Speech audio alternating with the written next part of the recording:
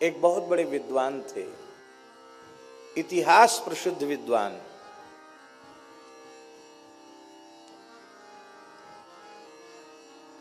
महापंडित श्री पद्मनाभाचार्य जी। बहुत उच्च कोटि के विद्वान। सुना जाता है उनके बारे में, उनको भगवती सरस्वती का दर्शन हुआ था और सरस्वती ने उन्हें वर दिया था कि संपूर्ण शास्त्रों को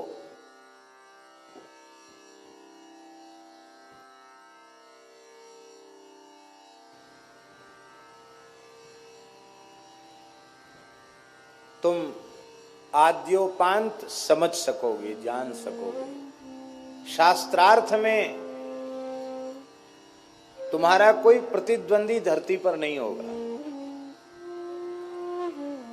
और 100 गाड़ी में ग्रंथ लद के चलते थे। आज से 700 साल पुरानी बात है। कितने साल पुरानी बात? 100 गाड़ियों में ग्रंथ लद के चलते थे उनके। जिस पंडित को शास्त्रार्थ में हरा देते थे उसके ग्रंथ छीन लेते थे। वे महापंडित पद्मनाभ काशी पहुंचे। काशी के विद्वानों में हड़कंप मच गया। इतना बड़ा विद्वान, समस्त शास्त्रों का समर्थ वक्ता विद्वान, भगवान के सप्तपुरी में विग्रह में वाराणसी भगवान की नासिका है। नाक माने इज्जत होती है, प्रतिष्ठा। ज्ञानियों की नगरी, विद्वानों की नगरी, विद्या की नगरी काशी भगवान की नाक है। काशी के विद्वान घबराए। हम लोग एक एक विषय के पंडित हैं, वे समस्त शास्त्रों का पंडित है, सरस्वती का वर इससे प्राप्त है। कहीं ऐसा न हो कि हम लोग हार जाएं तो काशी की नाक कट जाए। तो विद्वानों ने काशी विश्वनाथ जी की उपासना की। विश्वनाथ जी के मंदिर से आवाज आई कि काशी की प्रतिष्ठा बचाने का एकमात्र उपाय है, संत कबीरदास जी के साथ इसका शास्त्रार्थ करा दो। पंडित कहने लगे कि कबीरदास जी की तो योग्यता का प्रमाण पत्र है, मसी कागज छुओ नहीं, कलम गही नहीं हाथ है। कागज कलम दवात से, स्याही से कभी उनका काम ही नहीं पड़ा। एक निरक्षर भट्टाचार्य को एक महापंडित से शास्त्रार्थ कैसे कराया जा सकता है? पर भोले बाबा की आज्ञा है, जरूर कोई न कोई चमत्कार होगा। पंडितों ने जाकर कबीरदास जी से कहा, महाराज काशी की प्रतिष्ठा बचानी, आपको शास्त्रार्थ करना है। कबीरदास जी हंसने लगे, बोले हम जानते नहीं शास्त्रार्थ क्या होता, हम क्या करेंगे शास्त्रार्थ? हम तो इतना जानते हैं, पोथी पढ़ी पढ़ी जग मुआ, पंडित भया न कोई, ढाई आखर प्रेम का, पढ़े सो पंडित होए। तब विश्वनाथ जी की आज्ञा, आपको चलना पड़ेगा। बोले विश्वनाथ जी की आज्ञा सिरोधार्य है, पर उन पंडित जी को आप यहां ले आओ, हम कहीं चलकर जाएंगे नहीं। बोले ठीक। पंडितों ने पद्मनाभ जी से कहा, महाराज काशी विद्वानों की नगरी है, एक एक करके अलग अलग शास्त्रार्थ करोगे, बरसों लग जाएंगे। एक हमारे यहाँ के महान संत हैं कबीरदास जी, वे विजयी होते हैं तो काशी की विजय है, और वो पराजित होते हैं तो काशी की पराजय। हम सब पंडित विजय पत्र लिख देंगे आपको। बोले ये तो बहुत अच्छी बात है। आपको चलकर शास्त्रार्थ करना पड़ेगा। महापंडित पद्मनाभाचार्य संत कबीरदास जी के निकट आए और शास्त्रार्थ में कोई प्रश्न पूछा जाता, उसका उत्तर होता है। पंडित कहते थे कि पहले तुम पूछो। कबीरदास जी कहते मेरे भीतर प्रश्न ही नहीं तो पूछें क्या? हमारे तो सारा समाधान पहले से हो रखा है, पूछे वो जिसको समाधान न हो। हमें तो समाधान राम जी की दया से हो गया, तो हम क्या पूछें? पर पंडित को लगता था कि मैं इतना बड़ा पंडित एक अनपढ़ से पूछूं, ये मेरी बेइज्जती है। इसलिए उन्होंने कहा महाराज आप ही पूछिए। कबीर जी ने कहा अपने संबंध में तो मेरा कोई प्रश्न है ही नहीं, हम आपसे आपके संबंध में पूछ रहे हैं। हाँ महाराज जरूर पूछिए। महाराज चतुराई से पंडिताई से उत्तर मत देना, जैसे सीधे साधे भाव से आप उत्तर देना, उसी कक्षा में बैठकर उत्तर देना। नहीं, पंडित लोग बहुत बात बनाना जानते हैं।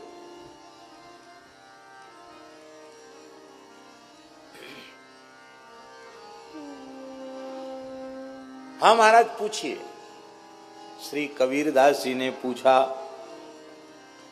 पढ़ी समझे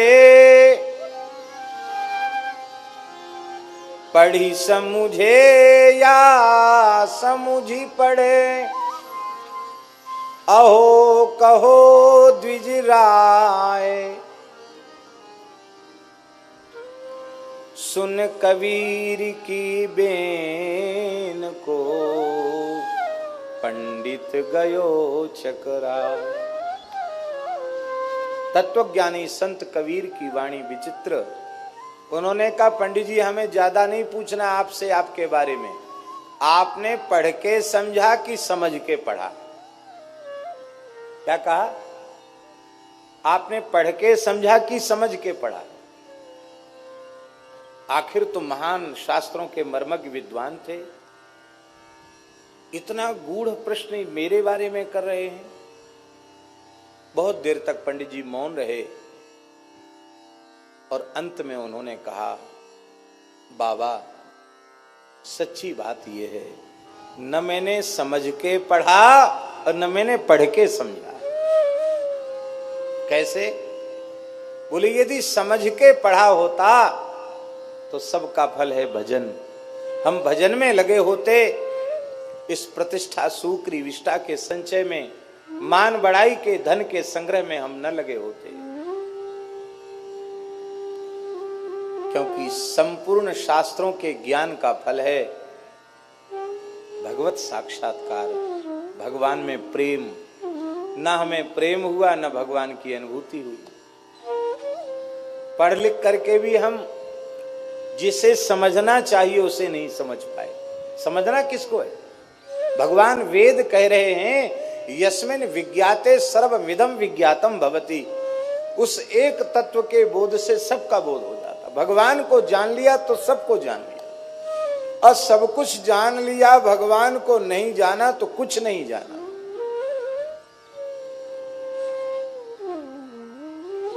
तो न हमने पढ़ के समझा और न समझ के पढ़ा। समझ के पढ़ते तो भी भजन ही करते। समझ के पढ़ना क्या है? किस लिए पढ़ना? हमारे यहाँ कहते सा विद्या या विमुक्तये, जो हमको संसार चक्र से छुटावे उसी का नाम विद्या है। हम कहां छूटे संसार से, हम तो और ज्यादा फंस गए। तो श्री कबीरदास जी ने कहा तब तो हम आपसे लाख गुने अच्छे, हमने तो पढ़ा ही नहीं, इसलिए के पढ़ के समझने वाली बात भी नहीं हुई, और समझ के भी नहीं पढ़ा और पढ़ के भी नहीं समझा। क्यों? बोले हमारे गुरुदेव श्री मदाद्य रामानंदाचार्य भगवान ने केवल एक ही बात कही थी, बच्चा राम राम करो। बस मैं राम राम करने लग गया, और राम राम जपते जपते जो पढ़ के समझते हैं लोग और जो समझ के पढ़ते हैं, वो केवल राम राम करके मैं समझ गया।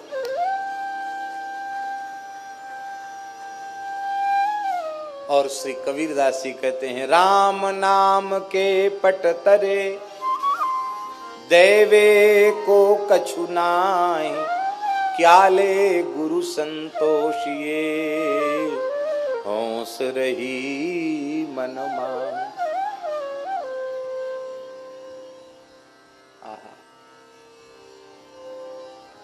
इतने बड़े महापंडित के अहंकार को कबीर जी ने चूर कर दिया, फिर अभी भी समर्पण नहीं हुआ। हमारा समर्पण जल्दी होता नहीं। आगे उत्साह तो उनका ठंडा पड़ गया कि आगे कुछ नहीं बोलना, चुप हो गए, उठ के चले गए। लेकिन अभी उनका समर्पण नहीं हुआ था, अहम शून्य वे नहीं हो पाए थे। विश्वनाथ जी ने विचार किया, इतना बड़ा विद्वान यदि इसका भी उद्धार न हो तो शास्त्रों की महिमा क्या है, संत की महिमा क्या है। कबीरदास जी जैसे संत से मिलने के बाद इसका कल्याण होना चाहिए। कल्याण कैसे हो? तो ऐसा कोई दृश्य उपस्थित हो कि इसको वैराग्य हो जाए। तो महापंडित पद्मनाभ सायंकालीन संध्या वंदन कर रहे थे, एक पीपल के नीचे बैठ के संध्या कर रहे थे, काशी की बात है। तो उनको एक दृश्य भगवान विश्वनाथ जी ने दिखा दिया। उनको दिखाई पड़ा कि पीपल की सब डालियों पर कोई न कोई भूत प्रेत बैठे हैं, एक डाली खाली है। एक भूत आया, उस पर बैठ गया। तो जो पहले बैठे थे ना शाखाओं पर भूत, वो सब झगड़ने लगे, बोले तू यहां कैसे बैठा, इस पर मत बैठ। बोले सब डालियां भरी हैं, यही खाली है इसलिए इस पर बैठ गया। बोले खाली तो है पर ये रिजर्व है, पहले से आरक्षित है। ये किसके लिए? बोले महापंडित पद्मनाभ मर के प्रेत बन के इसी पे रहेगा, उसके लिए आरक्षित है। दूसरे प्रेतों ने कहा भला इतना बड़ा शास्त्रों का विद्वान पंडित, संध्या गायत्री संपन्न ब्राह्मण, भला प्रेत क्यों बनेगा? तो एक वृद्ध प्रेत बोला तुमको पता नहीं है, जो ब्राह्मणों को गुरुम तुम कृत्य हूं कृत्य विप्रम निर्जित्य वादतः, भगवान महर्षि मनु ने लिखा है, मनु जी ने कहा है, जो गुरुजनों को अपने से बड़ों को तू करके हूं करके अपमानित करता है, उत्तर देता है, और ब्राह्मणों को शास्त्रार्थ में पराजित करके उनका अपमान करता है, उसे पिशाच की योनि, भूत प्रेत की योनि में जाना पड़ता है। तुमने नहीं पढ़ा है? इसने तो न जाने जीवन में कितने ब्राह्मणों को अपमानित किया है, ये तो अवश्य ही प्रेत बनेगा। तब एक प्रेत बोला इतना बड़ा पंडित प्रेत बने ये अच्छी बात नहीं, हम लोग अनुभव कर रहे हैं प्रेत योनि कितनी दुखदाई है, ये बच सकता है क्या? बोले हाँ बच सकता है। ये यदि अहंकार शून्य होकर संत कबीरदास जी के चरण पकड़ ले तो बच सकता, नहीं तो नहीं बच सकता। अब तो महाराज दौड़े पद्मनाभ जी और कबीरदास जी के चरणों में पड़ गए। बोले महाराज अब आप कृपा करके हमें अपनाइए, मेरी रक्षा कीजिए, मेरा उद्धार कीजिए। कबीरदास जी ने कहा अब तक जितना पढ़े लिखे थे सब गंगा जी में बहा के आओ। माने कोरे कागज पे न लिखा जाएगा, कागज पहले से भरा हुआ, लिखोगे क्या? शास्त्र का अहंकार भी एक अहंकार होता है, विद्या का अहंकार भी अहंकार होता है, उसको धो करके आओ। स्नान करके गंगा जी में पद्मनाभ आए। बोले मैं एकदम कोरे कागज के जैसे होके आया हूं, कोरा घड़ा बन के आया हूं, रिक्त घट होकर के आया हूं। तब श्री कबीरदास जी ने उनको कहा बच्चा, सारे शास्त्रों का, वेदादि शास्त्रों का, इतिहास का, पुराण का, सबका सार राम नाम है, बस इसको पकड़ लो। सब कुछ किया पर राम राम नहीं किया तो सब व्यर्थ है। श्री कबीर कृपाते परम तत्व पद्मनाभ पर चोलयो, नाम महानिधि मंत्र, नाम ही सेवा पूजा, जप तप तीरथ नाम, नाम बिन और न दूजा।